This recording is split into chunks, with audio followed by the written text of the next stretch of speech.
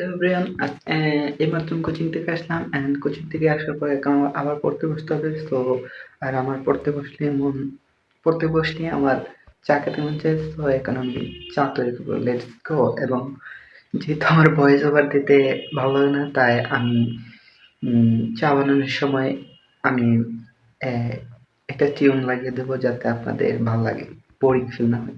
So let's go. আর আমার চ্যানেলে নতুন যারা আছেন তারা সাবস্ক্রাইব করে দেবেন এবং লাইক শেয়ার করে দেবেন।